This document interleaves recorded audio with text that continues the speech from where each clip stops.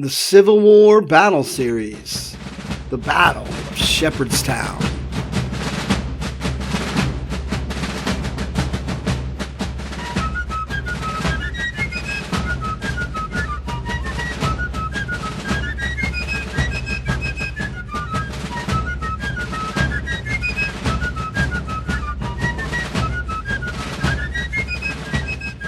The savage little Battle of Shepherdstown made for a bloody coda to the 1862 Maryland campaign. After an exhausting day, General Robert E. Lee settled into a much-needed sleep under an apple tree. It was not long before he awakened to a real-life nightmare. Brigadier General William N. Pendleton, who served as the Army of Northern Virginia's Chief of Artillery, stood over him in a near panic with terrible news. The Army's entire rear guard, with 44 pieces of artillery, had just been overwhelmed and gobbled up by Major General George B. McClellan's Army of the Potomac at the Potomac River crossing of Boteler's Ford. "All?" asked Lee. The shaken Pendleton replied, "Yes, General, I fear all."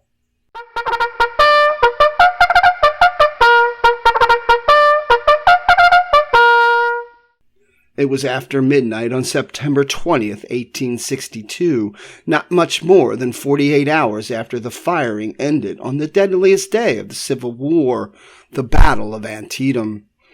After that fighting of September 17th, the armies eyed each other wearily before the Confederates began to slip across the Potomac back into Virginia after dusk on the 18th. The retreat was a gloomy echo of their jubilant crossing into Maryland a couple of weeks before, when high-spirited rebel soldiers were cheered by the strains of bands playing "Maryland, My Maryland."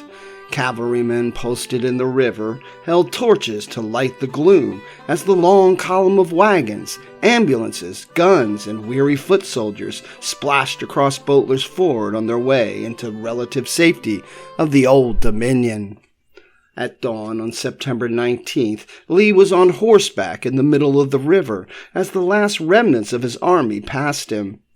Major General John G. Walker rode into the Potomac and talked with the commander. Lee asked Walker how many men were left in Maryland and was assured that all but one battery and the last of the wounded were safely across. "Thank God," Walker heard Lee say. With the army back on Southern soil, Lee had assigned Pendleton to guard Boteler's Ford. Now it looked like disaster had struck.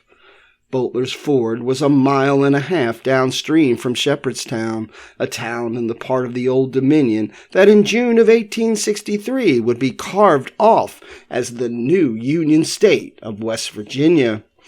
Also called Blackford's Ford and Packhorse Ford, the spot had been a crossing since colonial times.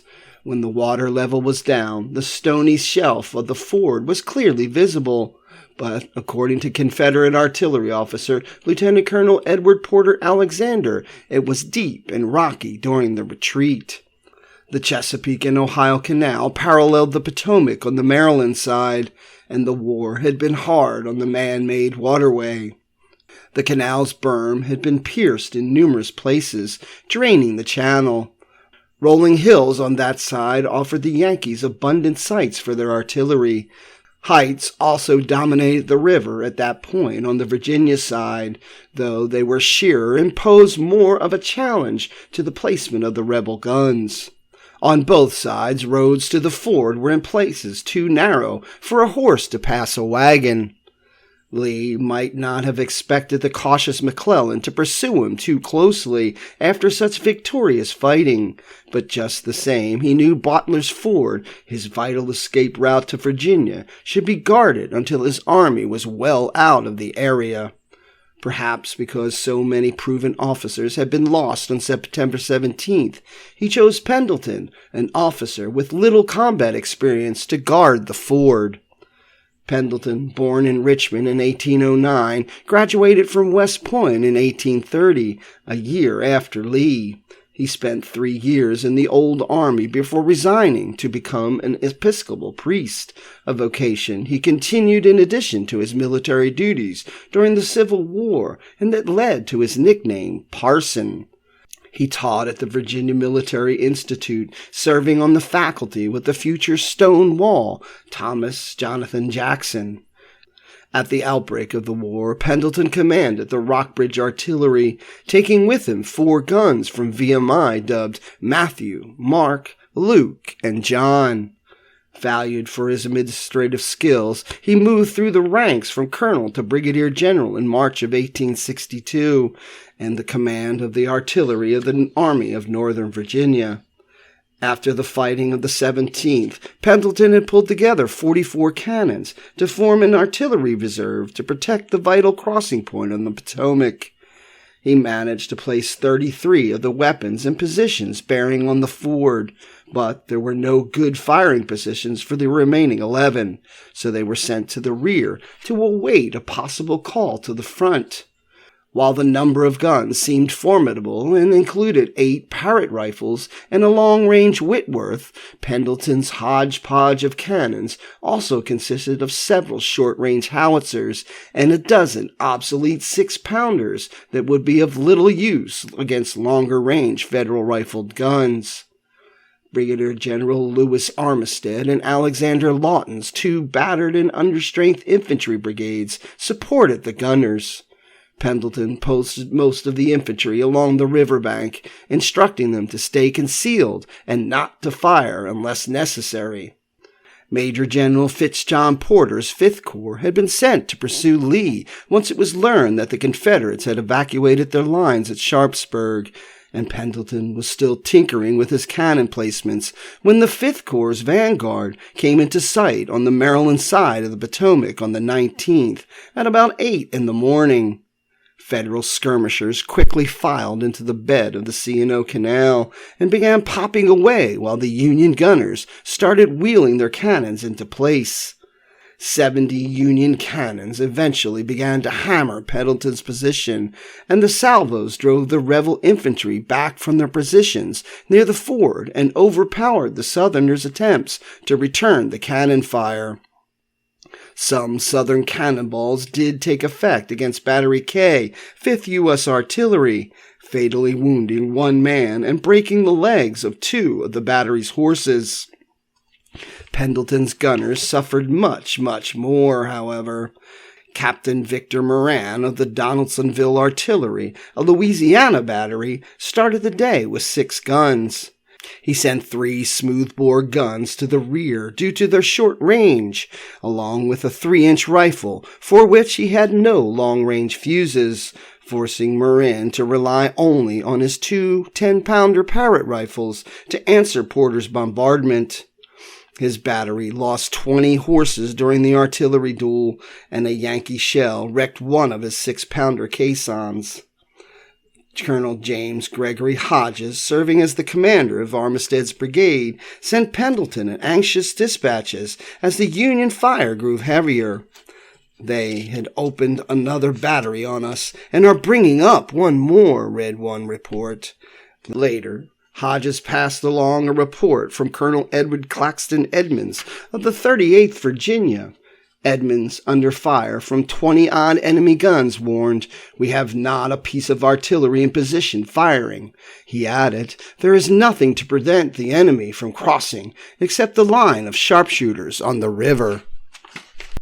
Edmonds was right. Early in the afternoon, a detachment of the 1st U.S. Sharpshooters under Captain John B. Eisler arrived at Boteler's Ford. At about 5:30, Eisler received orders to cross the ford and attack the rebels. His skirmish line was so long and scattered that Eisler could only round up about 60 of his sharpshooters. They had some difficulty finding the ford, but fortunately they were covered by the 4th Michigan while they slogged through the river. The Confederate gunfire, though brisk, only hit 4 men during the crossing. The 4th followed Eisler's men across the river, and they climbed up the bluff overlooking the ford and set up picket lines. Pendleton had responded to earlier threats by dispatching several hundred men to bolster the batteries on his left and sending another detachment to strengthen his right. He had never commanded infantry and kept such a hands-off approach that he had never even asked his brigade commanders how many men they had. Had he asked, he would have learned that they had about 600 men. Only half of Lawton's brigade was left after the Maryland fighting, and Lawton himself was wounded. Many of the men still with the brigade lacked weapons. The 9th Virginia of the Armistead's brigade was down to 50 or 60 men. Reinforcing the flanks left Pendleton 300 men to protect Boteler's ford. When Pendleton's battery commanders ran low on ammunition and pleaded for him to allow a withdrawal, he ordered them to hold on a bit longer. Dusk was near, and he thought they could soon withdraw quietly under the cover of darkness, without tipping off the Yankees of their desperate situation. An exhausted Confederate gunner, whose battery of smoothbores was pulled back from the range of the Yankees' rifled pieces, had stretched out on the ground to grab some sleep. He awoke to find the woods across the river ablaze with the fire of heavy guns. Worse, a battery of 20-pounder Parrotts had found their range in a most uncomfortable manner, and it looked like 1,000,000 Yankee infantrymen were massing to cross the river. His comrades were quickly mixed in a helter-skelter race for the road, which was jammed with men, guns, horses, limber chests without the guns, caissons, officers on horseback and on foot, all in a confused mass, and all making the best possible time to the rear of General Lee's army. The Confederate infantry near the river broke under the bombardment and the advancement of Eisler's sharpshooters. Pendleton found out only when he saw some of them speeding by him toward the rear. Just 2 of his staff officers were present, and he sent one to confirm the tale of disaster at the ford, and the other to supervise the withdrawal of the guns.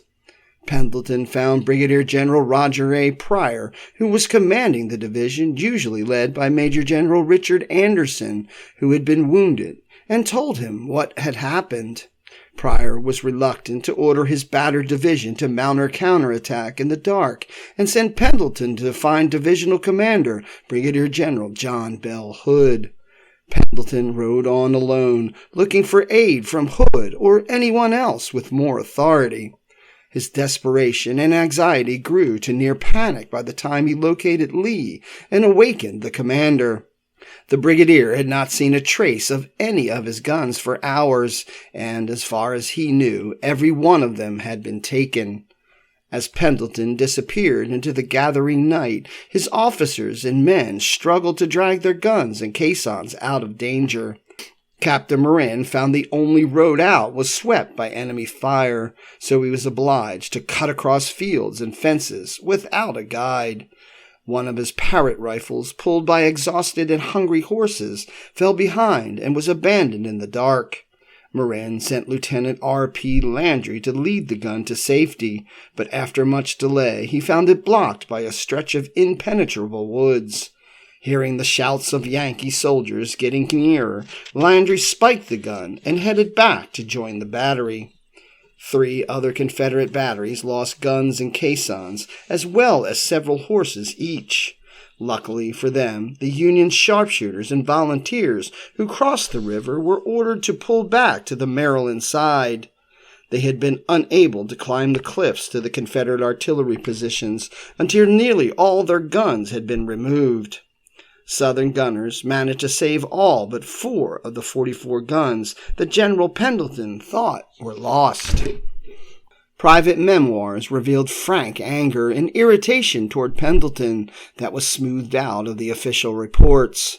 Mary Ann Jackson, Stonewall's widow, wrote in her memoirs that the news of this appalling disaster caused Jackson more anxiety than he had ever shown during the war. Lee took it calmly, realizing there was nothing to be done until dawn, when Jackson would deal with the Yankees. Pendleton recollected he went off to sleep on a handful of straw, my covering and old overcoat. Jackson quickly learned of the potentially dire situation. The weakened army of Northern Virginia was scattered for miles. A painfully large portion of its artillery was reported as captured, and Major General Jeb Stuart's cavalry was miles upriver, making a demonstration against Williamsport, Maryland. Stonewall wasted no time. At about 6:30 a.m., ordered the nearest Confederate infantry unit, Major General A.P. Hill's Light Division, to Boteler's Ford. As the sun rose over the camps in Maryland on the 20th, Union soldiers finished their coffee and fell into line to march across Boteler's Ford again. First, a detachment of infantry took some horses from Battery D, 5th U.S. Artillery, to scoop up the rebel guns abandoned the day before. It was sweet revenge, as one of the guns had been captured from Battery D at the First Battle of Manassas on July 21, 1861. Brigadier General George Sykes's division of the U.S. Regulars followed close behind. The regular regiments, while tough and reliable, were under strength because many of their companies were still scattered in the distant frontier posts.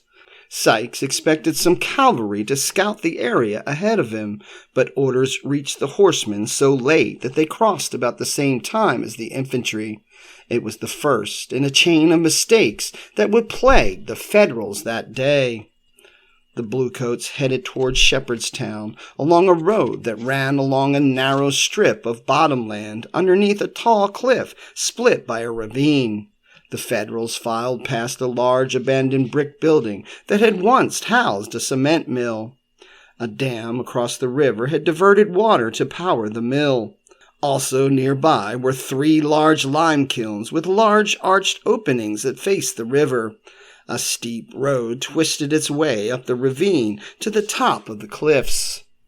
Major Charles S. Lovell took the 2nd Brigade of Sykes' division to a belt of woods a mile or so from the river and sent out skirmishing lines to within what he thought was 30 to 40 paces from the edge of the woods.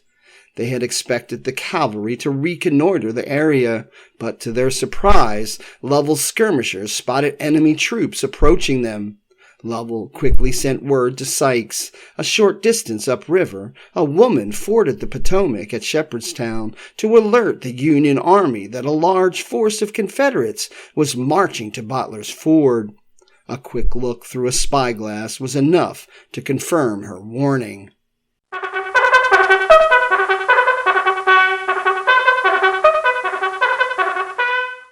Meanwhile, other units were crossing the Potomac, including Colonel James Barnes' brigade of Major General George W. Morrell's division. Among Barnes's regiments was the 118th Pennsylvania, a Green regiment that had left Philadelphia for the war only 3 weeks before, after barely a month of training. The Philadelphia Corn Exchange, a financial market that speculated in agricultural futures, paid for the equipment and a $10 bonus for each man, and the regiment was therefore nicknamed the Corn Exchange Regiment. During the Battle of Antietam, they had been in the reserve, and so had not yet seen the elephant. The 118th splashed into the Potomac River with orders to march to Shepherdstown. Despite the cold water, they were in high spirits and laughed when an unfortunate comrade slipped and stumbled into the river. Not knowing that Lavelle's pickets had spotted enemy troops, they thought it looked like the Rebs had skedaddled, and it would just be an easy day's march. The Pennsylvanians waded ashore, then halted long enough to replace their socks and shoes before being hustled off to take position atop the cliffs. Captain Francis A. Donaldson of Company H of the 118th, however, felt uneasy about the circumstances. The lay of the land was all too familiar. On October 21, 1861, Donaldson had been with the 71st Pennsylvania at the Battle of Ball's Bluff. Now he found himself once again with his back to a high cliff overlooking the Potomac, with the Army of Northern Virginia somewhere to the west. Donaldson had good reason to worry. Lovell's pickets had spotted Hill's light division. The brigades of Brigadier Generals Maxcy Gregg and William D. Pender and Colonel Edward E. Thomas were marching out of a cornfield toward the Union pickets. Right behind them were Brigadier General James J. Archer's and Colonel James H. Lane's and John M. Brockenbrow's brigades. A veteran of the 33rd North Carolina recalled that the day was extremely hot and the sufferings of the men were great. Pendleton's cannons had moved so far to the rear that no Confederate artillery was in position to support Hill's infantry, and the Yankee guns across the river poured shot and shell into the Confederate ranks with no concern for counter-battery fire. The shell fire was so accurate that they'd hit a litter carrying off our wounded or our canteen men going across the ridge in our rear for water, according to a man of the 18th North Carolina. Hill wrote that his men were unflinching in the face of the most tremendous fire of artillery I ever saw. It was as if each man felt the fate of the army was centered on himself. Porter, seeing the unexpectedly aggressive Confederates sweeping toward his forces, ordered a withdrawal. The regulars extricated themselves with so little trouble that one of them felt like going back for more. Private Daniel Webster Burke of the 2nd U.S. Infantry was back on the Maryland side when he realized that an abandoned rebel cannon had not been spiked. He got permission to go back and take care of the gun. Confederate lead tore through the air around him as he forded the river, spiked the cannon, and turned back to rejoin his comrades. In 1892, Burke, who had stayed in the Army and had attained the rank of colonel, was awarded the Medal of Honor for his conspicuous bravery that day in 1862.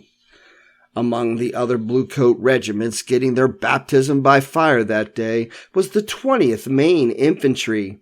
10 months later, they would win immortal fame for their crucial stand on the Little Round Top at the Battle of Gettysburg. Their second-in-command, Lieutenant Colonel Joshua Lawrence Chamberlain, rode a borrowed horse part way across the ford to direct reinforcements who were being sent to cover the withdrawal. The ford there was passable, but deep enough that the infantrymen were in danger of being swept off their feet and lost in the current. After the infantry had waded past Chamberlain, a bullet struck his mount. The wounded horse dumped Chamberlain into the river, but the officer dragged himself dripping wet but unhurt to the bank. Chamberlain's regiment performed well during its time under fire. Despite some initial fear and confusion, only 3 of his men were wounded. One had accidentally shot himself with his musket. The 118th Pennsylvania would not get off so easily. They were positioned across the ravine from their compatriots when couriers brought orders for neighboring regiments to retire across the river. The messenger sent to the 118th delivered the orders to a line officer, who relayed them to the colonel. Men from other regiments yelled across the ravine to relay the same orders. When word reached Colonel Charles Mallet Prevost, he spurned the message, saying, "I did not receive my orders in that way. If Colonel Barnes has any messages to give me, let his aid come to me." Provost's men quickly regretted his cavalier attitude toward the orders. Not only were the rookies facing Hill's veterans, but half of the Enfield rifles issued to the 118th had defective mainsprings, and the hammers could not strike hard enough to pop the percussion caps. Some men, dazed by the shock of their first combat, were not even aware that the rifles were not firing, and rammed cartridge after cartridge into them. As men gave up and tossed away their useless weapons, others grimly held on and pounded on the hammers with rocks to force them to fire. Officers searched desperately for rifles dropped by the dead or wounded, hoping to find some that still worked. Colonel Prevost grabbed the regimental standard, waving the banner to steady his men and urge them forward. A musket ball slammed into his shoulder and ended the brief rally. Command passed to Lieutenant Colonel James Wynn. An aide brought new orders to retreat. Wynn made no pompous objections to their form and heeded them. The intensity of Hill's attack and the inexperience of the regiment began to tell. The 118th fell back to the edge of the cliff and broke up in panic and confusion. Men rushed and tumbled down the steep hillside and steamed into the river as Hill's men reached the edge of the cliff and unleashed their fire at the fleeing Pennsylvanians. A Tar Heel soldier of Pender's brigade watched them take the water like ducks. Other Confederates took cover in the cement mill, firing out of the windows. It was the repeat of Ball's Bluff that Donelson had feared. Some of the 118th took shelter in the old lime kilns near the cement factory. There, they had to dodge not only rebel fire, but also their own artillery. The gunners across the river were cutting the fuses too short, and shells exploded among the men trying to take shelter along the riverbank. Donelson believed one Union shell alone killed 12 or 15 of their own soldiers, and he watched several of his men rush with a white flag to the rebel lines to escape the friendly fire. Crossing the Potomac under combined enemy and friendly fire seemed less dangerous than staying, and most of the Pennsylvanians decided to risk it. Some waded into the water, while others threaded their way across the mill dam, which in places was knee-deep in water. Musket balls tore splinters from the slippery planks of the dam as Colonel Prevost was carried across. Many men were shot down before they could get to safety. Lieutenant J. Ruddle White only had time to give thanks to God for reaching the other side when a musket ball fatally struck him.